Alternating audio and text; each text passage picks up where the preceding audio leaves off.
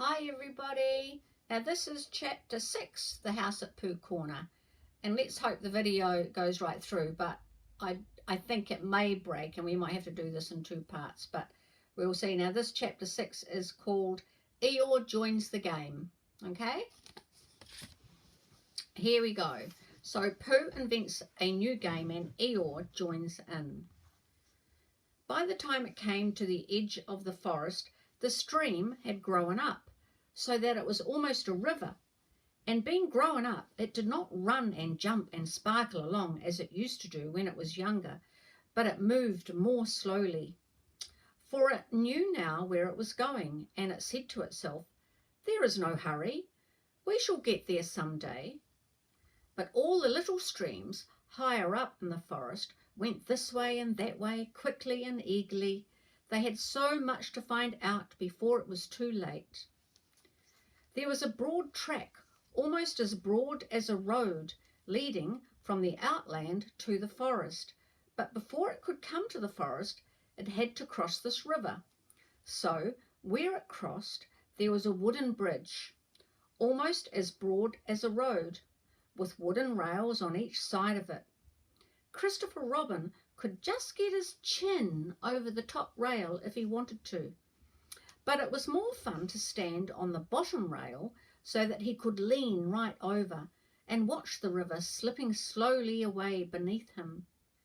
Pooh could get his chin on the bottom rail if he wanted to, but it was more fun to lie down and get his head under it and watch the river slipping slowly away beneath him.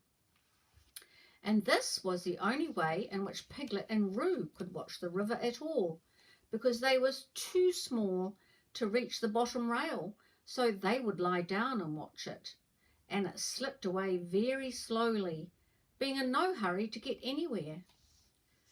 One day, when Pooh was walking towards this bridge, he was trying to make up a piece of poetry about fir cones.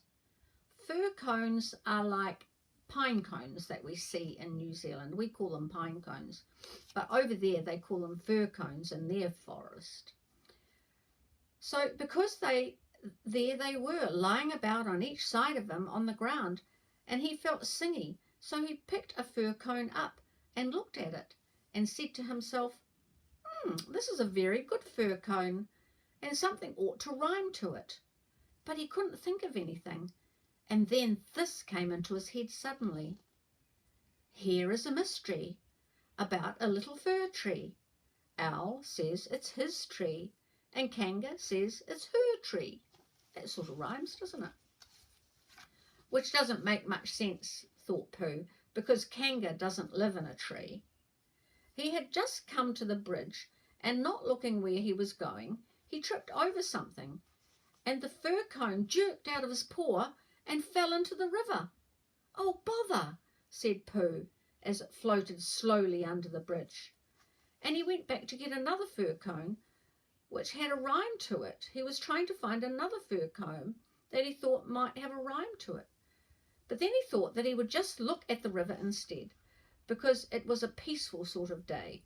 So he lay down and looked at it, and it slipped slowly away beneath him. And suddenly, there was his fir cone slipping away too. "Oh, that's funny," said Pooh. "I dropped it on the other side, and it came out on this side. I wonder if it would do it again." And he went back and found some more fir cones. And it did. It kept on doing it. Then he dropped 2 in at once and leant over the bridge to see which of them would come out first. And one of them did. But as they were both the same size, he didn't know if it was the one which he wanted to win or the other one. So the next time he dropped a big one and one little one, and the big one came out first, which was what he had said it would do, and the little one came out last, which was what he said it would do. So he felt he had won twice. And when he went home for tea, he had won 36 and lost 28, which meant that he was, well, you have to take 28 away from 36, and that's what he was, instead of the other way around. And this was the beginning of the game called Pooh Sticks, which Pooh invented, and which he and his friends used to play on the edge of the forest. But they played with sticks instead of fir cones because they were easier to mark.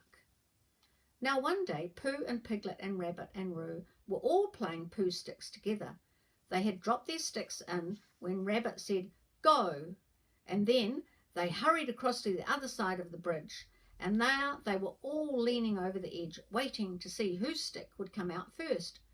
But it was a long time coming, because the river that day was very, very lazy and hardly moved at all. So, "Oh, I can see mine," cried Roo. "Oh, no, I can't. It's something else." "Can you see yours, Piglet?" "I thought I could see mine, but I couldn't." "There it is." "No." "Oh, no, it isn't." "Can you see yours, Pooh?" "No," said Pooh. "Oh, I expect my stick's stuck," said Roo. "Rabbit, my stick's stuck. Is your stick stuck, Piglet?" "They always take longer than you think," said Rabbit. "Well, how long do you think they'll take?" asked Roo. "I can see yours, Piglet," said Pooh. "Mine's a sort of greyish one," said Piglet, not daring to lean too far over in case he fell in. "Yes, that's what I can see. It's coming over onto my side." Oh, look, they're so cute. Here's a picture of them looking over. They're all under the rail, the bottom rail, and there's Pooh Bear, Piglet, Roo, and Rabbit. And they're all looking down towards the river to watch the sticks float through. Rabbit leant over further than ever, looking for his, and Roo wriggled up and down, calling out, "Come on, stick, stick, stick, stick." And Piglet got very excited because he was the only one which had been seen, and that meant that he was winning. "It's coming," said Pooh. "Are you sure it's mine?" squeaked Piglet excitedly. "Yes, it's because it's grey, a big grey one. Here it comes, a very big grey—" "Oh, no, it isn't. It's not your stick. It's Eeyore." And out floated Eeyore from under the bridge. Look, there he is. That's Eeyore. "Eeyore!" cried everybody. Looking very calm, very dignified, with his legs in the air, came Eeyore from beneath the bridge, floating in the river. "It's Eeyore!" cried Roo, terribly excited. "Is that so?" said Eeyore, getting caught up by a little eddy and turning slowly round 3 times. "I did wonder." "I didn't know you were playing," said Roo. "I'm not," said Eeyore. "Eeyore, what are you doing there?" said Rabbit. "I'll give you 3 guesses, Rabbit. Digging holes in the ground?" Wrong. "Leaping from branch to branch of a young oak tree?" Wrong. "Waiting for somebody to help me out of the river?" Right. Give Rabbit time and he'll always get the answer. "But, Eeyore," said Pooh, "what can we, how shall we get you, do you think if we—" "Yes," said Eeyore, "one of those would be just the right thing. Thank you, Pooh." "He's going round and round," said Roo, much impressed. "And why not?" said Eeyore coldly. I can swim too," said Roo. "Not round and round," said Eeyore. "It's much more difficult. I didn't want to come swimming at all today. But if, when in, I decide to practice a slight circular movement from right to left, or perhaps I should say," he added, as he got into another eddy, "from left to right, just as it happens to occur to me, it is nobody's business but my own." There was a moment's silence while everybody thought about that. I've got a sort of an idea," said Pooh at last, "but I don't suppose it's a very good one." "I don't suppose it is either," said Eeyore. "Oh, go on, Pooh," said Rabbit. Let's have it." "Well, if we all threw stones and things into the river on one side of Eeyore, the stones would make waves, and then the waves might wash him to the other side." "Well, that's a very good idea," said Rabbit. And Pooh looked happy again at that. "It's a very good idea," said Eeyore. "When I want to be washed, Pooh, I'll let you know." Oh, well, supposing we hit him by mistake, said Piglet anxiously. Or supposing you missed him by mistake, said Eeyore, thinking of all the possibilities. Piglet, before you settle down to enjoy yourselves by throwing things at me. But Pooh had got the biggest stone he could carry and was leaning over the bridge, holding it in his paws. Here's Piglet leaning over the bridge, holding the stone. Look, it's quite a big stone. Piglet, Pooh, Rabbit. Yep. So he was holding this big stone in between his paws. I'm not throwing it. I'm going to drop it, Eeyore, he explained. And then I can't miss. I mean, I can't hit you. Could you stop turning round for a moment, please, because it muddles me rather. No, said Eeyore, I like turning around. Rabbit began to feel that it was time he took command. Now, Pooh, he said, when I say now, you can drop it. Eeyore, when I say now, Pooh will drop his stone. Thank you very much, Rabbit, but I expect I shall know that. Are you ready, Pooh? Piglet, give Pooh a little more room. Get back a little bit there. Roo, get back a little bit. Are you ready? No, said Eeyore. Now, said Rabbit, and Pooh dropped his stone. There was a loud splash, and Eeyore disappeared.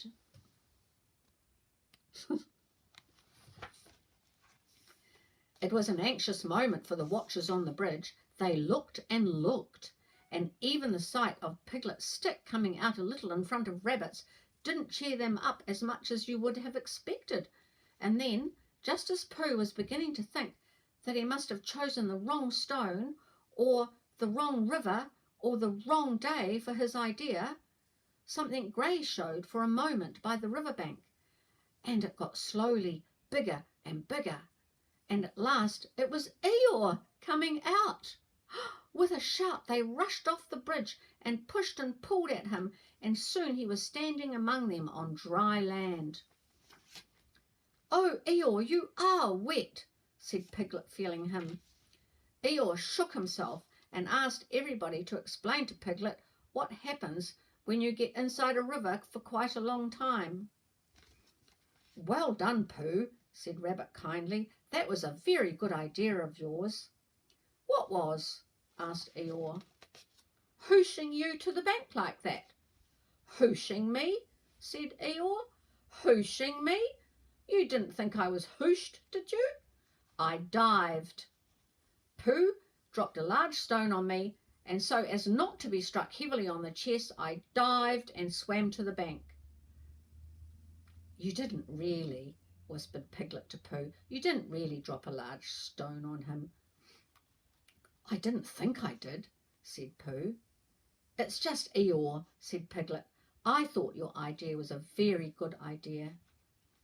Pooh began to feel a little bit better, because when you are a bear of very little brain and you think of things, you find sometimes that a thing which seemed very thingish inside you is quite different when it gets out from inside you, out into the open, and has other people looking at it. And anyhow, Eeyore was in the river, and now he wasn't, so he hadn't done any harm at all. How did you fall in, Eeyore? Asked Rabbit as he dried him with Piglet's handkerchief.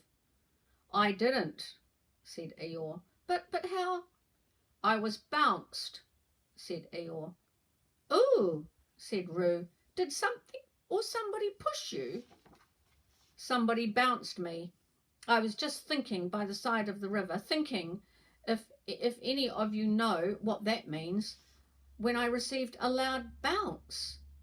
Oh, Eeyore, said everybody. Are you sure you didn't slip? Asked Rabbit. Of course I slipped. If you're standing on the slippery bank of a river and somebody bounces you loudly from behind, you slip, of course. What did you think I did? Oh, but who did it? Asked Roo. Eeyore didn't answer. I expect it was Tigger, said Piglet. But Eeyore, said Pooh, was it a joke or an accident? I mean, I didn't stop to ask, Pooh. Even at the very bottom of the river, I didn't stop to say to myself, Is this a hearty joke, or is it the merest accident? I just floated to the surface and said to myself, it's wet, if you know what I mean. And where was Tigger? Asked Rabbit. Before Eeyore could answer, there was a loud noise behind them, and through the hedge came Tigger himself. Hello, everybody, said Tigger cheerfully. Hello, Tigger, said Roo. Rabbit became very important suddenly. Tigger, he said solemnly, what happened just now? Well, just when? Said Tigger a little uncomfortably.